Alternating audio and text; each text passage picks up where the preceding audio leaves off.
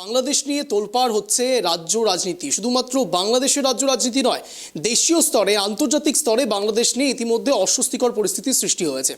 একদিকে যখন অন্তর্বর্তীকালীন সরকার চলছে ইউনূসের, তখন সেই সময়তে বারবার করে দেখা যাচ্ছে যে ছবি অত্যন্ত সমস্যার সম্মুখীন করছে ইউনূস সরকারকে। সেটা কি ছবি? সে ছবি সংখ্যালঘুদের ওপর অত্যাচারের ছবি। একের পর এক সংখ্যালঘুরা সেখানে নিধন হচ্ছেন এবং বারবার করে যে ছবিটা সামনে আসছে সেখানে শুধুমাত্র অশান্তি অশান্তি অশান্তি। আপনারা দেখতে পাচ্ছেন শুধুমাত্র সংখ্যালঘুদের নির্যাতন নয়, অকপট তাদের হত্যা এবং তাদের ওপর নির্যাতনের চরম শিখরে গিয়ে আন্তর্জাতিক স্তরে ঠিক কী ছবি দেখাতে চাইছে বাংলাদেশ, আমাদের কাছে সেটা অধরা। কিন্তু এরপরে কি কি আরও সম্মুখীন হতে পারেন বাংলাদেশ, তা নিয়েই আসল কনসেপ্ট, আসল নিউজ। তার কারণ ইতিমধ্যেই আপনারা জানেন আমেরিকা থেকেও কিন্তু হুঁশিয়ারি পেয়েছে বাংলাদেশ। ঠিক শুনছেন, আমি ঠিক এই বিষয় নিয়ে আগামী আধা ঘন্টা একেবারে ডিটেল অ্যানালিসিস আপনাদের সামনে রাখার চেষ্টা করব। আপনাদের সামনে ইতিমধ্যে যে ছবিটা ট্রাইব টিভি বাংলা আমরা দেখাচ্ছি, যেখানে নির্যাতন করা হচ্ছে সংখ্যালঘুদের ওপর, দুটো ছবি অত্যন্ত গুরুত্বপূর্ণ। এক, হাসিনা সরকার যখনও পতন হয়নি, দীর্ঘ অনেক দিনের ছাত্র আন্দোলন, কোটা বিরোধী আন্দোলন। আদতেও সেই আন্দোলন কোটা বিরোধী আন্দোলন ছিল নাকি সম্পূর্ণটাই পলিটিক্যাল, এটাই এখন লাখ টাকার প্রশ্ন।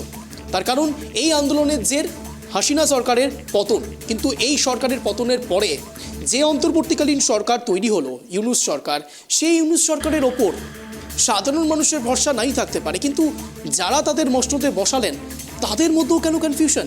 তাদের মধ্যেও কেন হঠাৎ এতটা জড়তা তৈরি হলো? তার কারণ ইউনূস সরকারের এই শাসনকালে, অন্তর্বর্তীকালীন শাসনকালে একের পর এক ঘটনা সামনে এসছে যা সত্যি সবাইকে নাড়াচাড়া দেবার মতো। শুধুমাত্র বাংলাদেশের প্রেক্ষাপটে নয়, আন্তর্জাতিক স্তরে, বিশেষ করে ভারতের সঙ্গে ভারত বিরোধী স্লোগান থেকে শুরু করে ভারতীয় সংবাদ মাধ্যমকে, আমাদেরকেও রীতিমতো কটাক্ষ করছে বাংলাদেশ। এখানেই থেমে নয়, বাংলাদেশে যারা এই যাবতীয় ফুটেজ, যাবতীয় ছবি তুলে ধরবার চেষ্টা করছেন কিংবা এই অরাজকতাটাকে তুলে ধরার চেষ্টা করছেন, সেই সব সাংবাদিক, সাহিত্যিক, বিশেষজ্ঞ, রাজনৈতিক বিশ্লেষক, তাদের প্রত্যেকের ওপর কোনো না কোনোভাবে নির্যাতন চলছে বাংলাদেশের পক্ষ থেকে। এবার প্রশ্ন, কেন এই আন্দোলন তাদের হচ্ছে, কিংবা কেনই বা বারবার করে সংখ্যালঘুদের ওপর তারা নির্যাতন চালিয়ে যাচ্ছেন, কিংবা সাংবাদিক, সাহিত্যিক, বিশেষজ্ঞ মহল প্রত্যেকের ওপর বারবার আক্রমণ করছে বাংলাদেশ সরকার। বলা বাহুল্য অন্তর্বর্তীকালীন সরকার, ইউনূস সরকার কি করছেন? তিনি একের পর এক প্যারালালি তার সরকার চালানোর অক্ষমতাটাকে বারবার প্রকাশ করছেন। আমি এই বিষয় নিয়ে বিস্তারিত কথা বলবো। এই মুহূর্তে রয়েছে আমার সঙ্গে আমার সহকর্মী সত্যজিৎ পাল, নিউজ ডেস্ক থেকে। সত্যজিৎ দা, যে ছবি বা যে কথাগুলো আমি একেবারে ব্যাক টু ব্যাক বলছিলাম, সংখ্যালঘু নির্যাতন, শুধু তাই নয়, কোটা বিরোধী আন্দোলন, সেখান থেকে সেই রেস টেনে হাসিনা সরকারের পতন এবং তারপরে অন্তর্বর্তীকালীন সরকার যারা তাদের নিয়ে এলো, তারাও এখন অস্বস্তি প্রকাশ করছে ইউনূস সরকারের ওপরে। এটাই কি ভবিতব্য ছিল বাংলাদেশে? নাকি আবারও একটু যদি বিদ্যুৎ আকারেও বলা যায়, বাংলাদেশ কি আবার নতুন করে স্বাধীনতা চাইছে? সত্যজিৎ দা, বাংলাদেশ স্বাধীনতা, সেটা তো বাংলাদেশ নতুন যে সরকার বসেছে, এই অন্তর্বর্তী সরকার একটা স্লোগান বলা যেতে পারে যে নতুন স্বাধীনতা। কিন্তু আদতে তুমি যে কোটা বিরোধী যে আন্দোলনের কথা বলে, এই কোটা বিরোধী আন্দোলনের মধ্যেই কিন্তু শেখ হাসিনা বিরোধী একটা কিন্তু বীজ কিন্তু বপন করা ছিল, আর যা কিন্তু পরবর্তী সেই বীজই কিন্তু বলা চলে একটা অঙ্কুর আকারে, যদি বলে এখন বৃক্ষে পরিণত হয়েছে। তখন এই যে কোটা বিরোধী আন্দোলন, এই কোটা প্রতিষ্ঠিত তো আজকে হয়নি। বঙ্গবন্ধু যখন দেশ স্বাধীন করেন, সেই সময় মুক্তিযুদ্ধে যারা লড়াই করেছিল, সেই মুক্তিযোদ্ধাদের পরিবারের জন্য যে 30% সরকারি চাকরিতে একটা সংরক্ষণের ব্যবস্থা করেন। এরপরে দেখো দিন যত গেছে তত সারা বিশ্বে কিন্তু নতুন নতুন স্লোগান, যেমন যদি আমরা বলি যারা বিভিন্ন সংরক্ষণে আওতায় পড়ে, যে বিভিন্ন জনজাতি রয়েছে, সংখ্যালঘু রয়েছে সেই দেশে, বা যারা হ্যান্ডিক্যাপ যারা রয়েছে, তাদের কিন্তু একটা কোটা কিন্তু সংরক্ষিত রয়েছে প্রত্যেকটি দেশে, এবং যা কিন্তু স্বীকৃত। কারণ মানবাধিকার কমিশন যে হিসেবে কাজ করে, তাদের কিন্তু এগুলো কিন্তু রয়েছে। তো স্বাভাবিকভাবেই বাংলাদেশে সেটা তো একটা প্রেক্ষাপট গেল। আমি বলছি এই ছাত্রবিরোধী আন্দোলন কিংবা বিশেষ করে কোটা বিরোধী আন্দোলন, ক্ষমা প্রার্থী, সেই কোটা বিরোধী আন্দোলনের উপর বেস করে যে ঘটনাটা ঘটলো, আদতেও কি ইউনূস সরকারের ক্ষেত্রে এই একই এজেন্ডা কাজ করছে? আমার প্রশ্ন ঠিক এই জায়গাতেই, এটা কি আদতেও কোটা বিরোধী আন্দোলনের ফসল তৈরি হচ্ছে, নাকি এর নেপথ্যে অন্য কোনো political reason back to back আসছে? প্রথমেই বলে রাখবো, কোটা বিরোধী আন্দোলনটাকে পুরোপুরি অপব্যবহার করা হচ্ছে। নামে কোটা বিরোধী আন্দোলন ছিল, কিন্তু সেটা কিন্তু ছিল হিংসাত্মক, সরকার বিরোধী, যদি বলে শেখ হাসিনা বিরোধী। তখন যদি কোটা বিরোধী আন্দোলন থাকতো, তখন সে সময় কিন্তু বাংলাদেশের সুপ্রিম কোর্ট কিন্তু কোটা নিয়ে কিন্তু অর্ডার দিয়েছিল। তো সুতরাং সেই আন্দোলন কিন্তু সেখানে থেমে যেতে পারতো, কিন্তু তার পরিবর্তে আমরা কিন্তু দেখলাম যে গণভবন অভিযান, এবং সেখানেই এক কথায় বলা চলে যে বিষয়টা আমরা কয়েকদিন আগে যেটা দেখলাম সিরিয়ারও প্রেসিডেন্ট যিনি ছিলেন তিনিও কিন্তু দেশ ছাড়তে বাধ্য হন। সুতরাং সেই প্রেক্ষাপট কিন্তু বাংলাদেশেও তৈরি চলেছে, যেন তেন প্রকারে শেখ হাসিনাকে ক্ষমতাচ্যুত করার। এবার দেখো 2024-এর যে সাধারণ নির্বাচন হলো বাংলাদেশে, সেখানে কিন্তু শেখ হাসিনার দল ব্যাপক জনসমর্থন নিয়ে ক্ষমতায় এসেছিল। এবার তুমি সেখানে বলতে পারো নির্বাচনের বা কতটা নির্বাচনের পদ্ধতি মেলে নির্বাচন হয়েছে, এটা একটা প্রশ্ন থাকতেই পারে। কিন্তু সেখানে কিন্তু বিএনপি যে প্রধান বিরোধী দল নির্বাচন থেকে সরে দাঁড়িয়েছিল। এবার দেখো এই ফলে সাহেবের একটা প্রশ্ন থেকেই যায় নির্বাচন সঠিকভাবে হয়েছে কিনা, কিন্তু জনসমর্থনটা কিন্তু ছিল শেখ হাসিনার দিকে, যার ফলে সরকার বসেছে। কিন্তু কোটা বিরোধী আন্দোলনের কেন্দ্রে, অর্থাৎ শেখ হাসিনার সরকারের বিরুদ্ধে যে নানান আন্দোলন যারা করছে, বিএনপি বলো জামাত বলো, কোনো আন্দোলন কিন্তু সংগঠিত করতে পারেনি। আর যার ফলে কিন্তু কোটাকে ইস্যু করে, অর্থাৎ কোটা বিরোধী আন্দোলনকে সামনে রেখে পেছন থেকে ইন্ধনটা কিন্তু দিয়ে গেছেন বিএনপি, জামাত সহ বিভিন্ন জঙ্গি সংগঠন। এবং একেবারে এই জঙ্গি সংগঠন। আর সত্যজিৎ, আমি ঠিক এখানেই একটা প্রশ্ন করতে চাইবো, ছাত্ররা যখন সেখানে আন্দোলন করছেন, ছাত্ররা তাদের দাবি দাওয়া পূরণ করতে চাইছেন, হাসিনা সরকারের পতনও হয়েছে, তারপরে ইউনূস সরকার এসছে, অন্তর্বর্তীকালীন সরকার। আমি বলছি তার সঙ্গে এই 270 জন জঙ্গি যারা কিনা জেলের ভেতরে ছিলেন, তারা হঠাৎ করে মুক্তি পেয়ে যাওয়ার কি সম্পর্ক? এটাই কি তারা চেয়েছিলেন, নাকি বাংলাদেশে অরাজকতাটা তৈরি করবার জন্য পেছন থেকে আদতে কেউ কলকাঠি নাড়াচ্ছিলেন? দেখো এই প্রসঙ্গে যদি আমরা বলতে চাই, কিছুদিন আগে বাংলাদেশের প্রধান উপদেষ্টা মোহাম্মদ ইউনূস তিনি আমেরিকায় গিয়েছিলেন, এবং আমেরিকার প্রাক্তন রাষ্ট্রপতি বারাক ওবামার একটি ব্যক্তিগত অনুষ্ঠানে সেখানে যান, এবং সেখানে কিন্তু তার যে প্রেস সচিব আছে তারা কিন্তু পরিচয় করিয়ে দেন, এবং স্পেশালভাবে যে এই পাশাপাশি এই কোটা বিরোধী আন্দোলনটা যিনি মাস্টার মাইন্ড ছিলেন তারও কিন্তু পরিচয় করে দেন। অর্থাৎ সেখানে কিন্তু এও বলেন যে গণ অভ্যুত্থান কোনো আন্দোলন নয়, এটা পূর্ব পরিকল্পিত, এখন রীতিমতো প্রকাশ্যে বলে ফেলেন। এবং সেখানে কিন্তু যে পরিচয়টা করান যে এই মাস্টার মাইন্ড ইনি কিন্তু এই আন্দোলনটা সংগঠিত করেছিলেন। এবং দেখো সে সময় যে বিভিন্ন রকম যে প্রচার হয়েছে, শুধু প্রচার বলবো না, অপপ্রচার, যেখানে ছাত্রদের উপর নির্যাতন, গুলি চালানোর যেমন কিছু ক্ষেত্রে হয়েছে, কিছু ক্ষেত্রে এমনটা হয়েছে সেগুলো কিন্তু মিথ্যা প্রচার সামনে এসছে। এবং সেই কিছু প্রেসের সঙ্গে জড়িত থাকা কিছু মানুষদের কিন্তু সেখানে পরিচয় করে দেন, এবং তাই তাকে উপদেষ্টা কমিটিতে বিশেষভাবে মর্যাদায় রেখেছেন। সুতরাং পরিকল্পনা স্পষ্ট, এই যে কোটা বিরোধী যে আন্দোলন, এর পেছনের যে অঙ্কটা কিন্তু ছিল শেখ হাসিনা বিরোধী এবং সরকার বিরোধী, এবং সেখানে মোহাম্মদ ইউনূসের বক্তব্য থেকেই পরিষ্কার। এবং স্বাভাবিকভাবেই পেছন থেকে হয়তো মোহাম্মদ ইউনূসরা বা বিভিন্ন জঙ্গি সংগঠন যে পুরোপুরি মদত দিয়ে গেছে, তা কিন্তু তার বক্তব্যই পরিষ্কার। আরেকটা তোমাকে বলে রাখি, যে বাংলাদেশের সেন্টিমেন্টটা তৈরি হচ্ছিল বিশেষ করে শেখ হাসিনা বিরোধী, এই যে আমরা দেখেছি বাংলাদেশ যে নিউজ পেপার রয়েছে ওয়াশিংটন পোস্ট, সেই ওয়াশিংটন পোস্টে দেখো 2019-এর নির্বাচন নিয়ে কিন্তু অনেক লেখা হয়েছে, এবং 2024-এর বাংলাদেশের নির্বাচন নিয়ে কিন্তু প্রচুর লেখা হয়েছে। এবং 2024-এর নির্বাচনের আগেও শেখ হাসিনার বিরুদ্ধে নানান কিন্তু পোস্ট পরপর লিখতে থাকে এই ওয়াশিংটন পোস্ট, যেটি কিন্তু আমেরিকার একটা সংবাদপত্র। এইবার তোমাকে বলবো তার কারণ এই যে সেন্ট মার্টিন যে দ্বীপ রয়েছে, এই দ্বীপেই কিন্তু নজর রয়েছে আমেরিকার, বিশেষ করে বাইডেন প্রশাসনে। এবং সেখানে কিন্তু শেখ হাসিনার কাছে সেই দাবি করেন, এবং সেখানে প্রকাশ্যে কিন্তু বলে দেন তিনি বঙ্গবন্ধুর কন্যা, তিনি বাংলাদেশের 1 ইঞ্চি জায়গায় ছাড়বেন না। এবং সেখানে কিন্তু আমেরিকা তারপর কিছুটা ক্ষুব্ধ হন, যার ফলে কি শেখ হাসিনাকে গদিচ্যুত হতে হলো। কারণ তিনি দেশ ছাড়ার পর তিনি এও বলেছিলেন যে তিনি যদি সেন্ট মার্টিন দ্বীপ আমেরিকাকে তুলে দিতেন, তাহলে তাকে হয়তো দেশ ছাড়তে হতো না, প্রধানমন্ত্রী পদ থেকে ছাড়তে হতো না। তো সুতরাং অঙ্কটা দেখো পরিষ্কার, এই পেছনে যে গভীর চক্রান্ত ছিল তা কিন্তু পরিষ্কার হয়েছে। বিভিন্ন জঙ্গি সংগঠনের মদত, বিশেষ করে এই যে মোহাম্মদ শেখ হাসিনা দেশ ছাড়ার পর বিভিন্ন জেল থেকে তুমি বলে 270 জন আন্তর্জাতিক খ্যাত বলা যেত, খ্যাতরা বিখ্যাত বিভিন্ন জঙ্গির সঙ্গে বিখ্যাত বলবে না, কুখ্যাত বলবো। কুখ্যাত, একদমই তাই। সত্যজিৎ দা, তুমি যেটা বলছো এটা তো একেবারে স্পষ্ট বোঝা যাচ্ছে স্পেসিফিক্যালি যে এই যাবতীয় বিষয়টির পেছনে একটু হলেও মদত ছিল আমেরিকার, মার্কিন যুক্তরাষ্ট্রের। আমি বলছি যখন একদিকে রাজনৈতিক মহল, বিশেষজ্ঞ মহল রাজনীতির ক্ষেত্রে বিশেষ করে আমেরিকার দিকে টার্গেট করছে, আজকে তো চক্ষু চড়কগাছ করার মতো খবর রয়েছে। স্বয়ং বাইডেন বলছেন সংখ্যালঘুদের উপর যেভাবে অত্যাচার করা হচ্ছে এর সমস্ত দায়িত্ব নিতে হবে বাংলাদেশের অন্তর্বর্তীকালীন সরকার, ইউনূস সরকারকে। শুধু তাই নয়, তীব্র হুঁশিয়ারিও দিচ্ছেন। তাহলে এর পেছনে কারণটা কি? রাজনীতি নাকি অন্য কোনো চাহিদা? দেখো, এর পেছনে প্রথম যে কারণটা সেটা হলো আমেরিকার ভাবমূর্তি পুনরুদ্ধার বলা যেতে পারে। তার কারণ দেখা যায় বাংলাদেশে যে সংখ্যালঘুদের উপর নির্যাতন, এ তো নতুন কিছু নয়। মোহাম্মদ ইউনূস সরকার এসেছেন 8ই অগস্ট এবং তারপর থেকেই নানানভাবে কিন্তু সংখ্যালঘুদের ব্যবসায়িক প্রতিষ্ঠান জ্বালিয়ে দেওয়া, সম্পত্তি, জমি এগুলো দখল করে না, এগুলো কিন্তু চলে আসছে। এবং রীতিমতো ভারতের বিদেশ মন্ত্রকের পক্ষ থেকে বাইডেন প্রশাসনকে চিঠি লেখা হয়েছিল যে এর বিরুদ্ধে পদক্ষেপ নেওয়া হোক, কিন্তু সেখানে কিন্তু বাইডেন প্রশাসন পুরোপুরি নীরব ছিল। এরপরে দেখো যে আমেরিকার যে নির্বাচন হলো সেখানে ডোনাল্ড ট্রাম্প তিনি কিন্তু সংখ্যালঘু নির্যাতন নিয়ে প্রকাশ্যে বলেন এবং সেখানে কিন্তু এবং তারপরে ক্ষমতায় আমেরিকার ভোটার ফলাফল আমরা দেখেছি, ক্ষমতায় ফিরেছেন ডোনাল্ড ট্রাম্প, যদিও তিনি এখনও শপথ নেননি।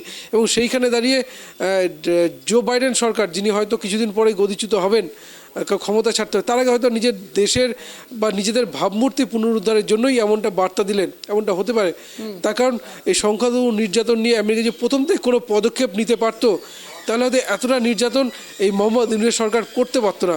কারণ দেখো, বারবার যেখানে ইউনূস সরকার বলছে যে কোথাও হচ্ছে বা জামাত সব বিভিন্ন জঙ্গি সংগঠনের নাম সামনে আসছে, কিন্তু বাংলাদেশে পুলিশ প্রশাসন পুরোপুরি নীরব দর্শকের ভূমিকা পালন করছে। এবং সরকারের পক্ষ থেকে বিশেষ করে মোহাম্মদ ইউনূসও কিন্তু বলছেন এরকম কোনো ঘটনা ঘটেইনি। ফলে তো সেইখানে দাঁড়িয়ে সোশ্যাল মিডিয়ার যুগ, সব কিছু জনগণের সামনে, সারা বিশ্বের সামনে প্রকাশ হয়ে গেছে। সেখানে দাঁড়িয়ে দিন দিন বাংলাদেশের ভাবমূর্তি খারাপ হচ্ছে, তা সত্ত্বেও ইউনূস কিন্তু এই নিয়ে কোনো পদক্ষেপও নেননি। এবং সেখানে আমেরিকার এই বার্তা এ কিন্তু অত্যন্ত গুরুত্বপূর্ণ বলা যেতে পারে। তখন তোমাকে বলবো, আজকে কিন্তু আমেরিকা বাংলাদেশে রয়েছে বুদ্ধিজীবী শহীদ দিবস। তখন এই 14ই ডিসেম্বর বাংলাদেশে কিন্তু বিভিন্ন বুদ্ধিজীবী সম্প্রদায়কে, কবি বলো, লেখক বলো, সাহিত্যিক বলো, সাংবাদিক বলো, সমস্ত সম্প্রদায়ের মানুষকে কিন্তু গণহত্যা করেছিল রাজাকার এবং পাকিস্তানি সেনাবাহিনী। এবং তাদের হত্যার প্রতিবাদে কিন্তু পরপর কিন্তু এই বুদ্ধিজীবী দিবস পালন করে আসছে বাংলাদেশ। এবং আজ কিন্তু 14ই ডিসেম্বর এবং আজকের দিনে আমেরিকার এই বার্তা বিশেষ করে ইউনূস প্রশাসনকে, তা কিন্তু অত্যন্ত গুরুত্বপূর্ণ। এখন সেটা ভাবমূর্তি পুনরুদ্ধারের জন্যই নাকি সত্যিকার, সেটা তো পরবর্তী দেখা যাবে। কিন্তু যে বার্তাটা কিন্তু অনেক আগে দিলে হয়তো সংখ্যাগুলো এতটা নির্যাতন হতে পারতো না। একদিকে যখন ইউনূস সরকার বার্তা দিচ্ছেন না, তুমি যখন বলছো রাজাকারের কথা, রাজাকারের প্রসঙ্গ যখন আসছে, এই একই প্রসঙ্গ টেনেছিলেন হাসিনা সরকারও। এবং তারপরেই এতগুলো অভ্যুত্থান, হাসিনা সরকার এবারও কিন্তু একটা মন্তব্য করেছেন, একটি বার্তা দিয়েছেন সরাসরি ইউনূস সরকারকে যে যা কিছু হচ্ছে বাংলাদেশে এর রেশ অবশ্যই ইউনূস সরকারকেই দিতে হবে এবং তার উপর প্রভাবও পড়বে। দেখো, ইতিহাসের পুনরাবৃত্তিতেও বলে একটা জিনিস আছে, একদমই তাই, ইতিহাস ঘুরে ফিরে আসে। একদম ইতিহাস ঘুরে ফিরেছে। আজকে মোহাম্মদ ইউনূস সরকার যেভাবে নির্বাচিত সরকার সরিয়ে জোর করে বলা যায় ক্ষমতা দখল করেছে। এবং দেখো, সাংবাদিকদের সামনে নানান বিবৃতি দিচ্ছে, নতুন বাংলাদেশ তৈরি হবে, বাংলাদেশ এমন বাংলাদেশ তৈরি করবেন যাকে সারা বিশ্ব সম্মান করবে। কিন্তু আজকে বাংলাদেশের ভাবমূর্তিটা কোথায়? জনগণের জন্য কোনো বার্তা এসছে? সাধারণ মানুষ আছে, জিনিসপত্রের দাম মধ্যবিত্তের নাগালের বাইরে, নিম্ন মধ্যবিত্ত ছেড়ে দাও, মধ্যবিত্তের নাগালের বাইরে।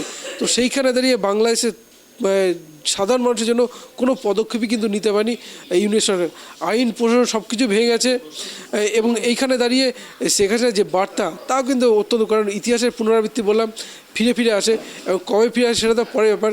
কিন্তু ইউনূস সরকার যেইভাবে ক্ষমতায় এসেছিলেন, যদি তিনি দেখো তাদের নানান বিবৃতি, নানান পদক্ষেপ, কখনো আওয়ামী লীগকে নিষিদ্ধ করা, কখনো বলা হচ্ছে ছাত্রলীগকে নিষিদ্ধ করা, কখনো এরশাদের দল অর্থাৎ জাতীয় পার্টিকে নিষিদ্ধ করা, পাশাপাশি কখনো বঙ্গবন্ধু শেখ মুজিবুর রহমানের নামাঙ্কিত যেগুলো রয়েছে বিভিন্ন ব্রিজ বলো, বিভিন্ন হাসপাতাল, সেগুলো মুছে ফেলা, বাংলাদেশের যে জাতির জনক বলা হয় বঙ্গবন্ধু শেখ মুজিবুর রহমানকে, সেগুলোকে সরিয়ে ফেলা। এইদিকেই কিন্তু বাংলাদেশের এই সরকার চলেছে। যেখানে বাংলাদেশের ধর্মনিরপেক্ষ গণতান্ত্রিক রাষ্ট্র রয়েছে, সেখানে বাংলাদেশকে মুসলিম রাষ্ট্রে পরিণত করার জন্য রীতিমতো একেবারে সত্যজিৎ দা, এতগুলো ইনফরমেশন যা তুমি দিচ্ছ, যারা দর্শকরা এই মুহূর্তে আমাদের ট্র্যাক টিভি বাংলা দেখছে তাদের মধ্যে কনফিউশন আসবে যে প্রত্যেকটি রাজনৈতিক দলের সঙ্গেও এবং তার সঙ্গে ছাত্রদের ওপরও এই ইউনূস সরকারের এত অস্বস্তি। প্রসঙ্গ হচ্ছে ইউনূস সরকার চাইছেটা কি, বাংলাদেশে কি অভ্যুত্থান চাইছেন তিনি? শুধু তাই নয়, যে ইউনূস সরকার এই কথাটি বলেছিলেন যে বাংলাদেশকে একটি নতুন নজির তৈরি করবে এবং সমস্ত দেশে তাদের নাম হবে, এটাই কি নাম, এটাই কি রাজনৈতিক প্রেক্ষাপট, নাকি এর ঊর্ধ্বে আরও কিছু ভেবে রেখেছিলেন ইউনূস? এর পেছনের প্রথম বড় কারণটা সেটা হচ্ছে ইউনূস সরকার হয়তো রাজনীতিতে হয়তো বোঝেন না বা কূটনৈতিক জ্ঞান তার নেই। কারণ দেখো, বাংলাদেশ অনেক ক্ষেত্রে কিন্তু ভারতের উপর নির্ভরশীল। সেখানে দাঁড়িয়ে ভারত বিরোধী যে বারবার স্লোগানটা উঠে আসছে, শুধুমাত্র যে বিভিন্ন জঙ্গি সংগঠন স্লোগান দিচ্ছে তা নয়, কখনো 7 সিস্টার দখল করে নেওয়া, কখন ভারত বয়কটের যে মন্তব্যগুলো করেছে, সেখানে কিন্তু ইউনূস সরকারের প্রশাসনে থাকা মানুষেরাই বলছেন। এবং দেখো তো এইখানে দাঁড়িয়ে অপরিণত বলা যেতেই পারে, একটা অপরিণত সরকার এটা বলা যেতেই পারে। কারণ দেখো, কূটনৈতিক ক্ষেত্রে বিশেষ করে প্রশাসনিক মহলে যারা থাকেন তাদের প্রত্যেকটা মন্তব্য, প্রত্যেকটা পদক্ষেপ কিন্তু আন্তর্জাতিক মহল দেখে নানানভাবে। কিন্তু শেখ হাসিনা, এই মোহাম্মদ ইউনূস সরকার যেভাবে নানান মন্তব্য করে চলেছেন, কখনো দেখো ভারত বিরোধী, ভারতকে বয়কট করতে হবে, কোনো ভারতের ভারতের পণ্য বয়কট, এই যে নানান মন্তব্য। আজকে দেখো, বাংলাদেশের বেশিরভাগ মানুষ চিকিৎসার জন্য ভারতের উপর নির্ভরশীল। বিভিন্ন ক্ষেত্রে বলো, নানান জিনিস, নিত্য প্রয়োজনীয় জিনিস, পেঁয়াজ আলু থেকে শুরু করে সমস্ত ক্ষেত্রে কিন্তু ভারতের উপর নির্ভরশীল। বাংলাদেশে বিদ্যুৎ ভারতবর্ষে, ভারতের আদানি কোম্পানি বাংলাদেশে বিদ্যুৎ বন্টন করে। তো সেইখানে দাঁড়িয়ে যে পদক্ষেপ নিতেই পারে, একটা সরকার নিতেই পারে, কিন্তু তার আগে তো বিকল্প ব্যবস্থার সন্ধান তো করা উচিত। যে আদানির কাছ থেকে আমরা বিদ্যুৎ নেব না, বিকল্প কোনো ব্যবস্থা নয়, শুধু ভারত বয়কট। অর্থাৎ বাংলাদেশে যে সেন্টিমেন্টটা তৈরি রয়েছে জাতিগত, সেই সেন্টিমেন্টটাকে কাজে লাগিয়ে কিন্তু ক্ষমতায় টিকে থাকতে চাইছেন মোহাম্মদ ইউনূস। এবার দেখো, তার বিপদেও রয়েছে যদি বলা যেতে পারে। তখন প্রধান বিরোধী দল এই মুহূর্তে বিএনপি, তারা কিন্তু নির্বাচনের দাবিতে সরব হয়েছেন এবং তারা কিন্তু বারবার মোহাম্মদ ইউনূস সরকারের উপর চাপ সৃষ্টি করছেন। কারণ তারা যখন বিভিন্ন সংবিধান পরিবর্তনের কথা ভাবছেন, তখন কিন্তু এই যে বিএনপির প্রধান নেতারা কিন্তু বারবার বলছেন যে একটা বাংলাদেশের নির্বাচিত সরকার কিন্তু সংবিধান বদল করতে পারে, ইউনূস সরকারের কোনো অধিকার নেই, অর্থাৎ চোখে আঙুল দিয়ে দেখাচ্ছেন। এবং সেইখানে দাঁড়িয়ে যে বিএনপির চাপ সৃষ্টি, এর পেছনেও আরও কিছু কারণ রয়েছে। কারণ দেখো, বাংলাদেশে শেখ হাসিনা দেশ ছাড়ার পর আওয়ামী লীগের নেতাদের যেভাবে মারধর করা হয়েছে, সেখানে বহু নেতা দেশ ছেড়েছেন। কিন্তু সেইখানে দাঁড়িয়ে এই মুহূর্তে শেখ হাসিনা যে ভার্চুয়ালি সভা, তারপর আওয়ামী লীগের জেগে ওঠা, আমরা দেখেছি আওয়ামী লীগ গতকালই কিন্তু একটা বিশাল রাস্তায় মিছিল করেছে। তো এবং ইউনূসের পদত্যাগ চেয়ে শেখ হাসিনাকে ফেরত আনার দাবি জানিয়েছে। তো যা স্বাভাবিকভাবেই বিএনপির উপরে কিন্তু চাপটা বাড়ছে। কারণ শেখ হাসিনা যে সেন্টিমেন্টটা তৈরি হচ্ছে, বিশেষ করে মোহাম্মদ ইউনূসের অপদার্থতা আরও শেখ হাসিনাকে আরও বেশি জনপ্রিয় করে তুলছে, বাংলাদেশে আওয়ামী লীগকে জনপ্রিয় করে তুলছে। আর যার ফলে তাই না সত্যজিৎ দা, এই সুযোগে অনেকেই কোপ মারবার চেষ্টা করছেন। আমি কেন বলছি, যখন একদিকে বিএনপি চাইছে রাজনৈতিক তাদের ক্ষমতা এবং অন্যদিকে আওয়ামী লীগের নতুন করে আবারও প্রত্যাবর্তন হতে পারে, এবং তার সঙ্গে সঙ্গে আরও একটি টেনশন কাজ করছে, তা হলো বাংলাদেশ এবং মায়ানমার সীমান্তে এই আবারও নতুন করে কোনো মায়ানমারের গোষ্ঠী হতে পারে, মায়ানমারের জঙ্গি গোষ্ঠী হতে পারে, তাদের নাম নিশান যাই হোক না কেন, তারাও কিন্তু এই সুযোগটা নিচ্ছেন এবং বাংলাদেশে নতুন করে যে বাংলাদেশ হুঁশিয়ারি দিচ্ছিল কলকাতায় 4 দিনের মধ্যে দখল করে ফেলবে, সেই বাংলাদেশেই, সেই সীমান্তেই তারা অ্যাটাক করে বসছেন। দেখো, মায়ানমারের জুন্টা সরকার যখন ক্ষমতায় ফেরে, সে সময় কিন্তু মায়ানমার থেকে বহু রোহিঙ্গা যারা কিন্তু বাংলাদেশে আশ্রয় নিয়েছিল, আর বাংলাদেশের অনেকটা অংশে কিন্তু চট্টগ্রাম বিভিন্ন সাইডে সীমান্তবর্তী এলাকায় তারা কিন্তু অবস্থান নিয়েছিল। এবং এই মায়ানমারের কথা যদি বলি, বাংলাদেশে আরাকান গোষ্ঠী যারা কিন্তু এই রোহিঙ্গাদের কঠোর বিরোধী। এবং দেখো, এই যে জুন্টা সরকার যে ক্ষমতা দখল করে, সেনা অভ্যুত্থান করে, এবং তারপরে বাংলাদেশে মায়ানমারে গণতন্ত্র ফেরানোর দাবিতে যে আন্দোলন করেছিল, যে 3টে গোষ্ঠী লড়াই করে চলেছে, তার মধ্যে অন্যতম এই আরাকান গোষ্ঠী। এবং সেখানে এই আরাকান গোষ্ঠী তারা কিন্তু এই রোহিঙ্গাদের কঠোর বিরোধী। এবং সেই আরাকান গোষ্ঠী একদিকে যেমন জুন্টা সরকারের বিরুদ্ধে লড়াই করছে, তুমি জানো এই মায়ানমারের বিভিন্ন শহর কিন্তু এই মুহূর্তে এই আরাকান গোষ্ঠীর দখলে। এবং সেই আরাকান গোষ্ঠী কিন্তু বাংলাদেশে 270 কিলোমিটার, প্রায় 270 কিলোমিটার এই মুহূর্তে কিন্তু আরাকান গোষ্ঠীর দখলে। অর্থাৎ বাংলাদেশে এই অপদার্থ সরকার যখন ভারতবর্ষের 7 সিস্টার দখলের জন্য নানান মন্তব্য করে চলেছেন, নানান বিবৃতি দিচ্ছেন, বাংলাদেশের সেনারা কখন বিবৃতি দিচ্ছেন, তো সেইখানে দাঁড়িয়ে বাংলাদেশের 270 কিলোমিটার এই আরাকান গোষ্ঠীর দখল অত্যন্ত গুরুত্বপূর্ণ। আর বলবো, বাংলাদেশের ক্ষেত্রে একটা লজ্জারও বলা যেতে পারে।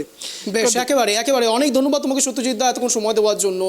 বিশেষ করে আমরা সামনে রাখলাম এতক্ষণ ধরে বাংলাদেশে ইতিমধ্যে অস্বস্তিকর পরিস্থিতির সৃষ্টি হয়েছে। ইউনূস সরকারের ওপর চাপা উত্তেজনা বেড়েই চলেছে। একদিকে বিএনপি, অন্যদিকে সেই আরাকান আর্মি এবং তার সঙ্গে সঙ্গে আওয়ামী লীগের আবারও নতুন করে প্রত্যাবর্তন। সত্যি কি আবারও শেখ হাসিনাই নতুন করে সরকার গঠন করবে, নাকি অন্তর্বর্তীকালীন সরকারের নেপথ্যে অন্য কোনো রাজনীতির শিকার বারবার হতে থাকবে বাংলাদেশ? ঠিক এই বিষয় থেকে যখন আন্তর্জাতিক খবর তুলে ধরছে আপনাদের সামনে ট্রাইব টিভি বাংলা, একটি খবর আপনাদের জানিয়ে রাখি, আপনাদের শুনলে আপনারা আরও অবাক হবেন। একদিকে যখন বাংলাদেশে এইভাবে অ্যাটাক বাড়ছে, তখন অন্যদিকে সিরিয়াতে এবার আক্রমণ করতে যাচ্ছে ইসরায়েল, অর্থাৎ সিরিয়াতেও আক্রমণ এবং দখল করতে চাইছে ইসরায়েল। এই খবর দিয়ে আজকে শেষ করছি ট্রাইব টিভি বাংলার এই